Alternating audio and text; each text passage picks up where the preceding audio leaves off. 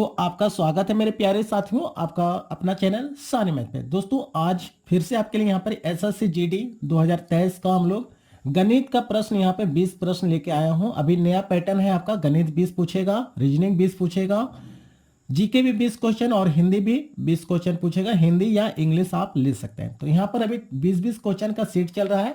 आपको इस चैनल पे मैथ और रीजनिंग दोनों सेट का सोल्यूशन होता है 20-20 क्वेश्चन का। तो आप बहुत अच्छे से इस एग्जाम की तैयारी कर सकते हैं, क्योंकि अभी आपके पास टाइम है, आराम से कर सकते हैं। जनवरी में एग्जाम है, ठीक है। तो चलिए आज शुरुआत करते हैं। आज का पहला प्रश्न है हम लोग का, लिखा हुआ प्रश्न में यदि 5 प्रश्नों A1, A2, A3, A4 और A5 का औसत n है तो नए प्रेक्षण A1 -100, A2 -100, A3 -100, A4 -100, A5 -100 का औसत निम्न में से क्या हो सकता है। ठीक है, तो प्यारे साथियों इस तरह का प्रश्न को बनाने के लिए सबसे आसान तरीका क्या है, ये ऐसा प्रश्न है कि आप देखते ही इसको आंसर मार सकते हैं। ठीक है, एक छोटा सा एग्जाम्पल मैं देता हूं आपके लिए कि मान लो एक संख्या है 5, 6, 7, 8, 9।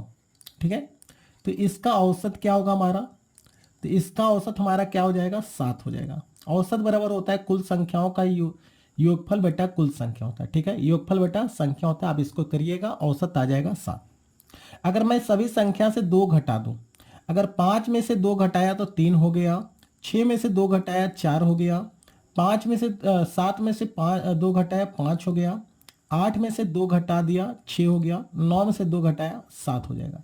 तो अब जो नया संख्या है उसका औसत की बात किया जाए, इसका औसत हो जाएगा 5। आप करके देख लीजिएगा। ठीक है, तो मैं यहाँ पर देखा हूँ कि ये जो संख्या आपको 5 संख्या दिया हुआ था, ठीक है, ये सभी में कितना कितना घटाया हूँ मैं, 2 2 सब में घटा दिया हूँ, सब में इक्वल इक्वल घटाया हूँ। तो देखो यहाँ पर औसत में भी सेम का कमी आ गया। ठीक है, यानी कि सभी संख्या में से अगर समान संख्या घटाई जाए, ठीक है, जितनी भी संख्या सभी में समान संख्या घटाई जाए तो औसत में भी सेम संख्या की कमी हो जाती है।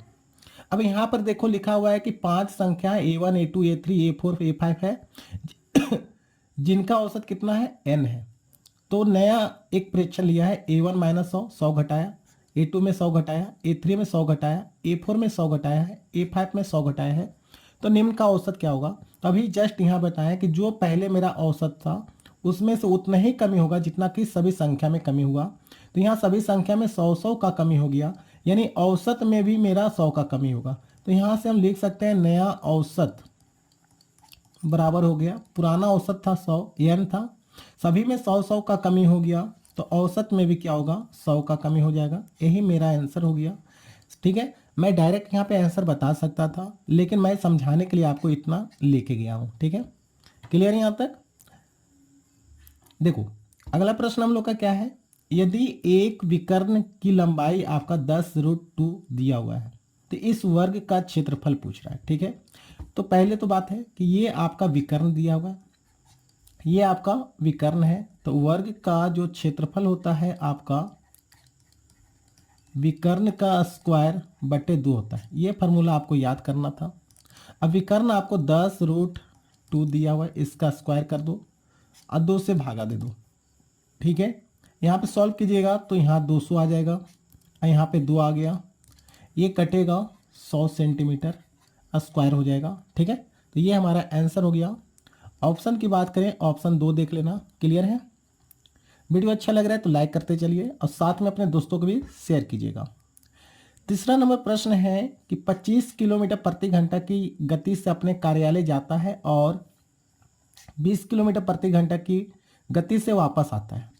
यदि उसे कुल 9 घंटे लगे हैं तो उसे कार्यालय और उनके घर के बीच का दूरी पूछा है। यानी मान लो ये कार्यालय यहाँ से यहाँ तक घर है, ये घर है आपका, ये आपका ऑफिस है, तो ये दूरी पूछा है। ठीक है, तो देखो घर से ऑफिस गया, ऑफिस से घर आया, कहिएगा प्रत्येक स्थिति में दूरी क्या हो गया, हमारा समान हो गया। जब दूरी समान हो जाए तो दूरी निकालना है। ठीक है, तो इसका एक फार्मूला होता है स्पीड 1 गुने स्पीड 2, दोनों चाल का गुणनफल, दोनों चाल का योगफल गुने समय। ठीक है, समय कितना लग रहा है, यानी यहाँ पर देखो कुल समय लगा है, आने और जाने में टोटल 9 घंटा लगा है, तो यहाँ 9 लिखिएगा। आपका 2 स्पीड पता है आपको, एक 25 है, एक 20 है, और यहाँ पे दोनों का योगफल 45 हो जाएगा। अब गुने टोटल समय कितना लगा 9, इसको सॉल्व कीजिएगा, 9 पचे 45, अब 5 से काट दीजिएगा, 5 चौके 20, यानी कि 25 चौका 100, कितना आ गया 100 किलोमीटर। तो घर से उनकी कार्यालय की दूरी कितना हो गया 100 किलोमीटर। तो ये छोटा सा फार्मूला था, आपको याद करके रखना है, ठीक है। आप ये सब छोटा छोटा फार्मूला को याद करते चलिएगा, क्योंकि यही आपका एग्जाम में रिजल्ट दिवाएगा। मैथ और रीजनिंग आपका यही दो टॉपिक है जो आप एग्जाम में अच्छे नंबर ला सकते हैं। देखो 4 नंबर प्रश्न कहता है कि साधारण ब्याज पर कोई राशि 5 वर्ष में इतना रुपया और 6 वर्ष में इतना रुपया हो जाती है, तो वह राशि क्या है पूछ रहा है। बात हो रही है साधारण ब्याज की। 5 वर्ष में इतना हो जाने का मतलब है ये 5 साल का ये आपका मिश्र धन दिया हुआ है, और 6 साल में इतना होने का मतलब है कि ये आपका 6 साल का मिश्र धन दिया हुआ है। तो ब्याज प्रत्येक वर्ष समान होता है, तो ये आप 6 वर्ष का जो मिश्र धन है उसमें से 5 साल का 5 साल का मिश्र धन घटा दीजिएगा, ये आपका 1 साल का ब्याज निकलेगा। 1 साल का क्यों निकलेगा, क्योंकि यहाँ 5 साल है, यहाँ 6 साल है, ये दोनों का अंतर कितना है 1 साल। तो 1 साल का ब्याज यहाँ पर आपका निकलेगा, ठीक है। तो घटा देते हैं, 6 में से 0 गया, 6 हो गया, 7 में से 5 गया, 2 हो गया, ये आपका हो गया 10, 10 में से 6 गया 4, 426 रुपये 1 साल का ब्याज हो गया। देखो मूलधन बराबर क्या होता है, मिश्रधन माइनस का ब्याज होता है, ठीक है। तो ये आपको मूलधन निकालना है, मिश्रधन आपको दिया हुआ है 10650, कितने साल का है, ये 5 साल का मिश्रधन है, तो 5 साल का ब्याज घटाना है। ये आपका ब्याज निकला था 1 साल का। 5 साल के लिए क्या करेंगे, 5 से यहाँ गुना कर देंगे, 6 पचे 30 के शून्य, हाथ मेरा 3, 5 दूनी 10, 3 13 के 3, हाथ मेरा 1, 5 और 20 21, 2123 रुपया, 2130 रुपया यहाँ पे घटा देंगे, ये मेरा आंसर आ जाएगा, ठीक है। शून्य हो गया, 2 हो गया, 6 में से 1 गया 5 हो गया, और ये 10 में से 2 गया 8 हो गया, यानी कि 8520 रुपया हमारा मूलधन हो गया। ऑप्शन की बात करें, ऑप्शन सी देख लेना इस प्रश्न का सही जवाब। क्लियर है, कुछ ज़्यादा नहीं है, ज़्यादा हार्ड भी नहीं आएगा, आपको सिर्फ कंसेप्ट को पता करके रखना है, ठीक है। जितने भी कंसेप्ट है ना मैथ में, सारे के सारे कंसेप्ट क्लियर रखिएगा, आपका एग्जाम क्लियर हो जाएगा। तो आइए 5 नंबर क्वेश्चन देखते हैं। लिखा हुआ है, यदि किसी वस्तु का लागत मूल्य यानी कि क्रय मूल्य दिया हुआ है, ठीक है, इतना है, लाभ 20% है, तो वस्तु का विक्रय मूल्य क्या होगा। देखो सीधा सी बात हो गया, 220 रुपया मेरा खरीद मूल्य था, लाभ है 20 रुपया का, यानी 100 का सामान, अगर प्रतिशत की बात करें तो क्रय मूल्य होता है अपने आप में 100%। अब 20% का लाभ हो रहा है, तो बेच रहे हैं कितना में 120% में, ठीक है। तो ये अपने आप में 100 है, लाभ हो रहा है 20% का, यानी 120% निकाल दो डायरेक्ट, ठीक है। यहाँ से ये सॉल्व कर दो, हमारा आंसर आ जाएगा, 2 शून्य से ये कट गया, 12 से गुना कर दो, 12 दूनी 24 के 4, हाथ मेरा 2, 12 दूनी 24, 2 26, 264 रुपया, ये हमारा आंसर हो गया इस प्रश्न का। बहुत ही आसान था, और आपको बता दूं कि जितने भी प्रश्न यहाँ करवाए जाते हैं सारे एग्जाम का पूछा हुआ प्रश्न होगा, ठीक है। देखो 6 नंबर प्रश्न कहता है कि एक शंकु की ऊंचाई आपको 16 सेंटीमीटर है और इसके आधार की त्रिज्या 30 सेंटीमीटर है, इसे पेंट करने की दर 14 सेंटीमीटर स्क्वायर है, तो बाहर से शंकु का वक्र पृष्ठ क्षेत्रफल को पेंट करने में कुल लागत क्या होगा, आपको पूछ रहा है। तो शंकु का क्या निकालना है, वक्र पृष्ठ क्षेत्रफल, सबसे पहले हमको ये निकालना है, ठीक है। इसका एक फार्मूला होता है, शंकु का वक्र पृष्ठ क्षेत्रफल का फार्मूला होता है πr_l, ठीक है। तो आपको पता होगा कि शंकु इस तरह से होता है, और ये आपका ऊंचाई हो गया 16 दिया हुआ है, और ये आपका रेडियस है जो 30 दिया हुआ है, ये आपका यल होता है, यल निकालना है तो पाइथागोरस नियम का उपयोग करेंगे। एल बराबर क्या करेंगे, रूट अंदर 16 का स्क्वायर 256 प्लस 30 का स्क्वायर 9, ठीक है, 900, इसको जोड़ेंगे तो रूट अंदर 9 2 1156, ठीक है। और 1156 किसका आएगा, तो 1156 आपका 34 का होता है, इसलिए 1156 जब रूट हटेगा तो ये हो गया 34, यानी एल भी हो गया 34। तो यहाँ फार्मूला लगा दो, 22/7 गुने रेडियस आपको 30 हो गया, और लंबाई कितना हो गया 34 हो गया। ये वक्र पृष्ठ क्षेत्रफल निकल गया, और एक वक्र पृष्ठ क्षेत्रफल यानी 1 सेंटीमीटर स्क्वायर को रंगने का खर्च है 14 रुपया, तो इतना को रंगने का खर्च कितना होगा, तो 14 से क्या करेंगे, गुना कर देंगे, ठीक है। अब यहाँ से काटेंगे 7 से, 7 दूनी 14, और सभी को आपस में गुना कर देंगे, तो गुना करने के बाद कितना आएगा, ये देख लो, 3 दूनी 6 और 6 से यहाँ गुना करेंगे तो हो जाएगा यहाँ पर 132 और गुने 34 करेंगे। ठीक है, इसको सॉल्व कीजिएगा तो आपका 44,880 इतना रुपया हमारा आंसर हो जाएगा। ठीक है, ऑप्शन की बात करें, ऑप्शन बी देख लेना, ये हमारा आंसर हो जाएगा। क्लियर है प्यारे साथियों? अगर वीडियो अच्छा लग रहा है ना तो लाइक करते चलिएगा ताकि हमें भी मनोबल बना रहे। ठीक है, देखो 7 नंबर प्रश्न कहता है कि चक्रवृद्धि ब्याज पर 3 वर्षों में कोई राशि समय का 5 गुना हो जाता है, वार्षिक रूप से संयोजित होता है, तो कितने वर्ष में यह स्वयं का 125 गुना हो जाएगा। ये बहुत ही आसान है, सिर्फ समझना है। ठीक है, क्या लिखा हुआ था कि 5 गुना हो जाता है आपका कितने वर्ष में, 3 वर्ष में। ठीक है, 125 गुना कितने वर्ष में होगा जो पूछा है। ठीक है, 125 गुना की बात करें यानी हम लिख सकते हैं 5 पे पावर क्यू 125 हो गया, इस 5 पे पावर क्यू हो गया 125, तो यहाँ पर जितना पावर में आएगा इधर कर दीजिएगा गुना। ठीक है, इस 3 में कर देना है गुना, तो कितना हो गया 9 वर्ष। ये हमारा आंसर हो गया इस प्रश्न का। क्लियर है? ऑप्शन की बात करें, ऑप्शन ए देख लेना सही है। ठीक है, अगला प्रश्न देखते हैं। अगला प्रश्न 8 नंबर प्रश्न कहता है कि 2 पे पावर क्यू गुने 5 3 पे पावर 5 और 3 पे पावर 3 गुने 5 पे पावर 2 का मासा ज्ञात करना। मासा यानी कि वह छोटी से छोटी संख्या। ठीक है, वह छोटी सी छोटी संख्या हमको लेना है जो दोनों में कॉमन हो। ठीक है, दोनों में कॉमन होगा वही मेरा क्या होगा, HCF होगा यानी कि मासा होगा। तो यहाँ पर देखो 2 पे पावर क्यू, इसमें 2 है ही नहीं है तो ये आपको लेना नहीं है। यहाँ 3 पे पावर 5 है, यहाँ पे 3 पे पावर 3 है, तो हमको क्या लेना है, छोटा वाला 3 पे पावर 3। अब 5 पे पावर 2 ऊपर में नहीं है तो यही मेरा क्या हो गया, HCF हो गया। आंसर की बात करें तो देख लो ऑप्शन बी। क्लियर है? आइए 9 नंबर देखते हैं। लिखा हुआ प्रश्न में ए अकेला 6 दिन में एक काम को कर सकता है, बी अकेला उसी काम को 8 दिन में पूरा कर सकता है, तो ए और बी दोनों मिलकर कितने दिनों में इसी काम को पूरा करेगा। ठीक है, यहाँ पे व्यक्ति कितने हैं, 2 है। यहाँ व्यक्ति कितने हैं, 2 है। जब 2 व्यक्ति की बात हो तो दोनों मिलकर करने का सबसे आसान तरीका क्या है, दोनों मिलकर, 2 ही व्यक्ति रहेगा तब करना है, दोनों मिलकर। ठीक है, ए गुने बी बटा में ए प्लस बी कर देना है। ठीक है, तो ए गुने बी यानी कि पहला 6 कर रहा था, अब बी कर रहा था 8 और नीचे में 14। ठीक है, ये काटेंगे, ये 4 हो गया, ये हो गया 7, यानी कि 6 चौके 24/7 दिन हमारा आंसर हो गया, 24/7 दिन। ऑप्शन की बात करें, ऑप्शन डी देख लेना। ठीक है, क्या करना है, जब 2 व्यक्ति रहे और दोनों मिलकर बोलेगा तो ए गुने बी बटा ए प्लस बी कर देना। पहला व्यक्ति गुने दूसरा व्यक्ति, पहला व्यक्ति प्लस दूसरा व्यक्ति नीचे में, आराम से आ जाएगा। क्लियर है? आइए 10 नंबर देखते हैं। लिखा हुआ प्रश्न में एक कमरे की लंबाई चौड़ाई और ऊंचाई आपको दिया हुआ है 21 मीटर 12 मीटर और 16 मीटर। उस कमरे में रखी जा सकने वाली सबसे बड़ी छड़ की लंबाई पूछा है। तो देखो कमरा जब भी होगा तो एक घनाभ की तरह होगा। ठीक है, इस तरह से होगा, और सबसे लंबी बांस की बात कर रहा है तो ये कोना से आपका ये कोना, यहाँ पर ये सबसे लंबी बांस होगा। ठीक है, ये सबसे लंबी बांस होगा, यानी हम कह सकते हैं घनाभ का विकर्ण लगा दो, घनाभ का विकर्ण। फार्मूला क्या लगा दें, घनाभ का विकर्ण। और घनाभ का विकर्ण होता है √L² plus B² plus H²। यही आपको निकालना था।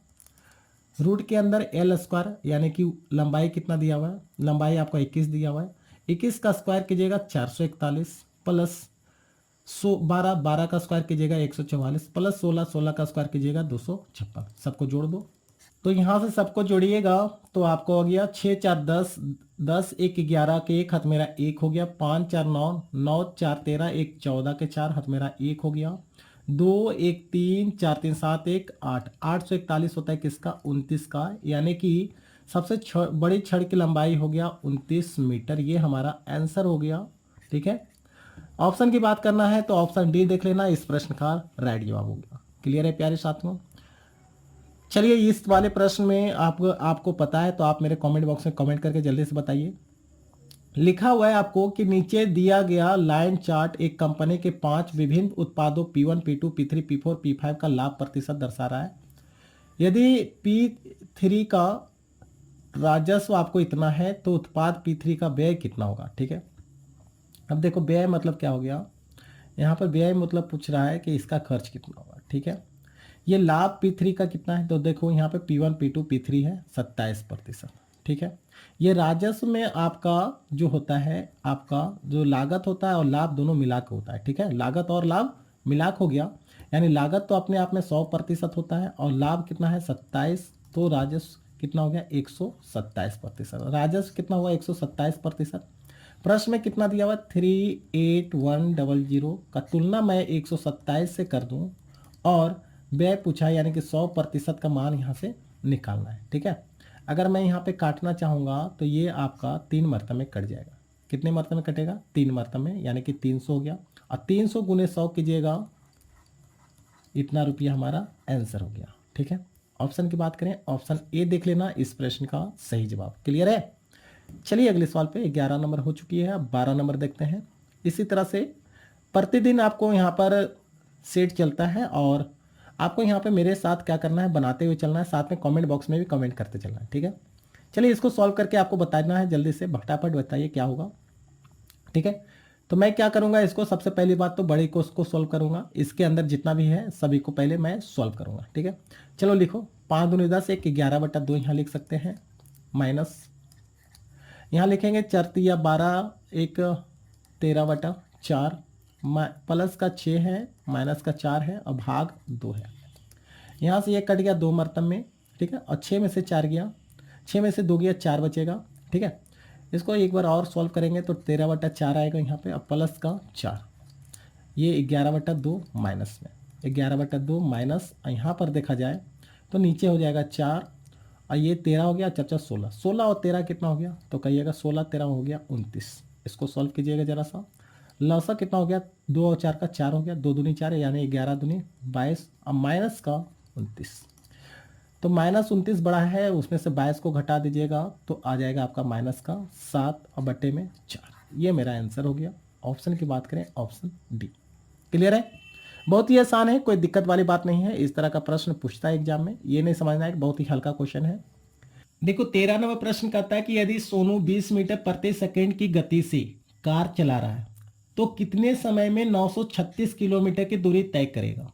ठीक है, यानी समय की बात हो रहा है, ये आपका टाइम एंड डिस्टेंस का प्रश्न है और समय निकालना है, तो समय बराबर होता है दूरी बटे 4, और दूरी आपको 936 दिया हुआ है और चाल आपको 20 मीटर प्रति सेकंड दिया हुआ है। ये आपका किलोमीटर में, ये मीटर पर सेकंड में और समय आपका घंटा में। तो ऐसा करते हैं, इसको 18/5 से गुना कर देते हैं चाल को, ये किलोमीटर प्रति घंटा में कन्वर्ट हो चुका है। ठीक है, यहाँ से सॉल्व करेंगे, ये 18 से काट दो, 18 पचे 90, 18 दूनी 36, 52 हो गया। ये 5 से काट दो, 5 चौके 20, यहाँ से हो गया। इसको सॉल्व कीजिएगा, 13 चौके 52, कितना हो गया 13 चौके 52 यानी 13 घंटा। ये हमारा आंसर हो गया इस ऑप्शन का। ये 4 से कट गया 13 मतलब 13 चौके 52। ठीक है, तो ऑप्शन की बात करें, ऑप्शन डी देख लेना। क्लियर है, बहुत ही आसान था। ठीक है, अगला प्रश्न देखते हैं 14 नंबर। 14 नंबर प्रश्न कहता है कि अनिल, दीपक और दिनेश एक साथ 35 दिन में एक काम को पूरा करते हैं। अनिल और दिनेश एक साथ 60 दिन में इसी काम को पूरा कर सकता है, तो दीपक अकेला कितने दिन में करेगा, पूछ रहा है। तो इस तरह का प्रश्न बहुत ही आसान होता है। अनिल है, दीपक है और दिनेश है, ये तीनों मिलकर कर रहा है 35 दिन में। ठीक है, और अनिल है और दिनेश है, ये मिलकर कर रहा है आपको 60 दिन में। तो सबसे पहली बात तो टोटल काम निकालना है, और ये दोनों का लासा ही हमारा टोटल काम हो जाता है। ये दोनों का लासा हमारा क्या हो जाता है, टोटल काम हो जाता है। ठीक है, तो लासा ले लो इस दोनों का, तो 60 का और 35 का लासा हो जाएगा मेरा। इस दोनों में क्या कॉमन हो रहा है, तो कहिए कि इस दोनों में 5 कॉमन हो रहा है, 5 गुने 7, 7 पचे 35 और 12, ये मेरा कॉमन हो गया दोनों में। तो यहाँ 35 है, यहाँ तो यहाँ से हो जाएगा 12, और ये 60 है, 12 पच्चे 60 है, तो ये 7 हो जाएगा। यहाँ इससे डिवाइड कर देना है, जो बचेगा यहाँ लिख देना है। ठीक है, यानी कि यहाँ पर एक दिनेश था, एक दीपक था, ये आपका दिनेश है। ठीक है, यहाँ अनिल और दिनेश था, दीपक का पूछ रहा था, तो दीपक की कार्य क्षमता हमारा यहाँ से निकल जाएगा। देखो बाबू, ये तीनों मिलकर कर रहा है एक दिन में 12 काम, और ये दोनों मिलकर एक दिन में कर रहा है 7 काम। तो अकेला व्यक्ति जो था दीपक, वो कितना काम करता है, 12 में से 7 को घटाइएगा, 5 काम कर रहा है। तो दीपक की कार्य क्षमता निकल गया, एक दिन में 5 काम कर रहा है। ठीक है। तो दीपक पूरे काम को कितना दिन में करेगा, तो टोटल काम आपका था 5 गुने 7 गुने 12, ये टोटल काम था। बटे में दीपक एक दिन में कितना काम करा, 5, तो 5 से 5 कैंसिल हो गया तो बरस 84। तो दीपक अकेला करेगा तो 84 दिन में पूरे काम को समाप्त कर देगा। ऑप्शन की बात करें, ऑप्शन बी है। ठीक है, चलिए अगला प्रश्न है, आपको नीचे दिया गया बार चार्ट 7 विभिन्न प्रकार के मिठाई आपको दिया हुआ है, बनाने में इस्तेमाल की जाने वाली चीनी की मात्रा को दर्शाता है। क्या चीज़ का दर्शा रहा है, चीनी की मात्रा को, जिसे मिठाई में कुल वजन का प्रतिशत के रूप में दर्शाया गया है। यदि मिठाई S4 का कुल वजन है 150, S4, S1 है, S2 है, S3 है, S4, ठीक है, इसमें आपका वजन है 150 kg का। कितने वजन है, 150 kg है S4। तो मिठाई S4 में चीनी की मात्रा पूछा है, तो चीनी की मात्रा देखो प्रतिशत में दिया हुआ 18%। कितना है, 18%। आपको नहीं दिख रहा होगा तो मैं यहाँ पर लिख दिया हूँ कि प्रतिशत है 18%, और यहाँ लिख दिया चीनी की मात्रा को दर्शाता है, यानी 18% है चीनी। कितना का, 150 kg। 150 kg का 18% हम लोग निकाल लेंगे, ठीक है, और यही मेरा क्या हो जाएगा, आंसर हो जाएगा। 25 गुने 6 और 25 चौका, ये कट गया, 2 से काट दो ये 2 मरतबे और ये 3 मरतबे, और 2 से काट दो 9, तो 9 तिया 27 kg, यानी चीनी कितना होगा, 27 kg हो गया। ऑप्शन की बात करें, ऑप्शन बी देख लेना है। ठीक है, क्लियर है प्यारे साथियों। चलिए फटाफट बनाइए और हम बताइए हमको इसका आंसर क्या होगा। लिखा हुआ है प्रश्न में, एक बैग में 1 रुपया 2 रुपया और 5 रुपया का सिक्का है, जिनके मूल्य वर्ग यानी कि मूल्य कितना है, 420 सिक्के हैं। अच्छा, टोटल कितना है, 420 सिक्के हैं। 1 रुपया 2 रुपया 5 रुपया के सिक्के इस अनुपात में है। ठीक है, तो बैग में 5 रुपया को कुल कितने सिक्के हैं पूछ रहा है। ये 420 सिक्के नहीं होगा, यहाँ पर आप मूल्य लिख लो। मूल्य कितना है, 420 रुपया है, 420 रुपया है। ठीक है, इसको सॉल्व कीजिए आप। ठीक है, तो इसको सॉल्व करने का सबसे आसान तरीका ही है कि 1 रुपया है, 2 रुपया है, 5 रुपया, जिनका सिक्का का अनुपात किसका है, सिक्का किस अनुपात में है, 8:1:5। तो यहाँ से मूल्य में चेंज कर देंगे। ठीक है, 1 रुपया वाला 8 सिक्का है तो 8 रुपया होगा, 2 रुपया वाला 1 सिक्का है 2 रुपया हो जाएगा, 5 रुपया 5 सिक्का है तो 25 रुपया हो जाएगा। ठीक है, टोटल मूल्य की बात करें रेशियो के अनुसार, 25 2 27, 27 और 8 कितना हो गया, 35। प्रश्न के अनुसार टोटल कितना है, 420। तो 420 का तुलना 35 से कर देंगे और गुने जो पूछेगा, तो 5 रुपया का कुल कितना सिक्का है, तो 5 रुपया वाला कुल कितने सिक्का था, तो 5 सिक्का था, इसलिए यहाँ पर 5 से गुना कर दीजिएगा। ये कट जाएगा 7 मरतबे और ये 7 से कट गया 6 मरतबे। ठीक है, यानी आया कितना, 60 सिक्का। तो हम लोग का पता चल गया है कि 5 रुपये वाला कितने सिक्का है, 60 सिक्का है। ऑप्शन की बात करें, ऑप्शन डी। क्लियर है।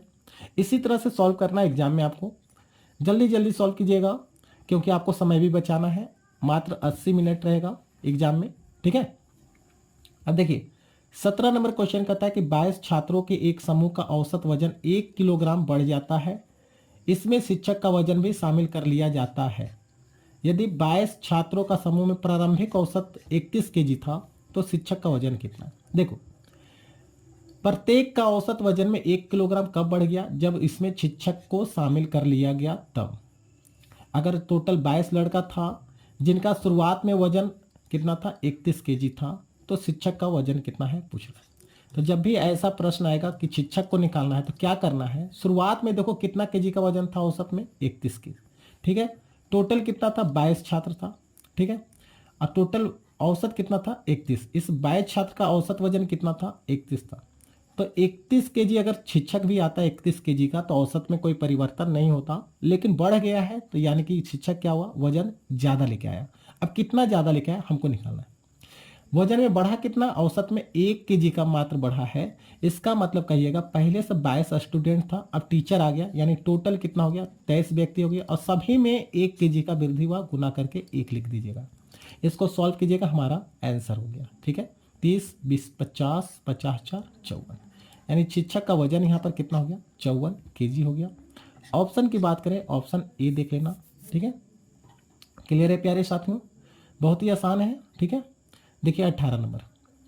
ठीक है, ये यू भी दिया हुआ है, भी डब्ल्यू दिया हुआ है। यू का मान है 72, तो डब्ल्यू का मान कितना होगा पूछ रहा। तो सबसे पहली बात हम लोग यहाँ पर यू भी डब्ल्यू निकाल लो। ठीक है, यू भी कितना दिया हुआ है, 4:7, ये आपका यू है, 4:7 दिया हुआ है। और भी डब्ल्यू कितना दिया, 9:7। इसको सबसे पहली बात सॉल्व करते हैं, ठीक है। इसको सॉल्व करने का सबसे आसान तरीका ये है, 9 चौके 36, 7 नमा 63, 7 सत्ते 49। कट रहा है तो काटना है, नहीं कटेगा तो नहीं काटना है। आपका u का वैल्यू यहाँ पर प्रश्न में 72 दिया हुआ है। यहाँ पर u का वैल्यू कितना है 36। 36 को प्रश्न में 72 लिख दिया, कितना से गुना करके, 2 से गुना करके, ठीक है।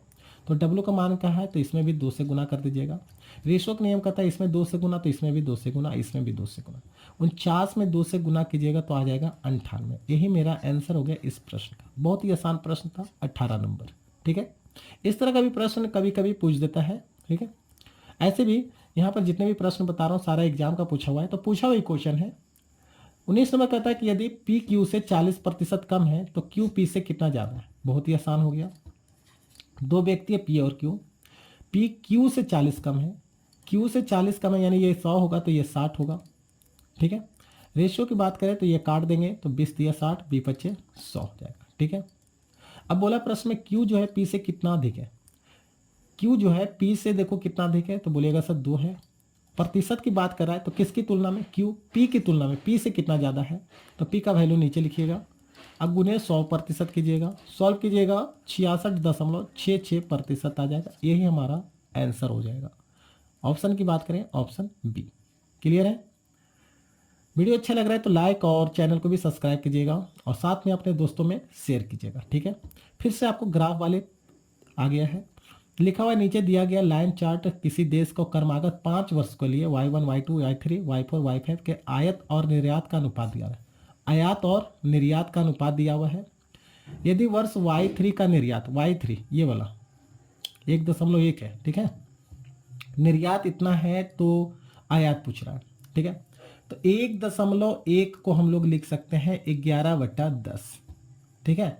ये आपका आयात है, ये आपका निर्यात है, अनुपात में बोल दिया था प्रश्न में। और आपको प्रश्न में ये निर्यात का वैल्यू दिया हुआ है कितना, 35,000। तो निर्यात का तुलना निर्यात से करेंगे और गुने आयात पूछा तो लिख देंगे आयात गुना आयात।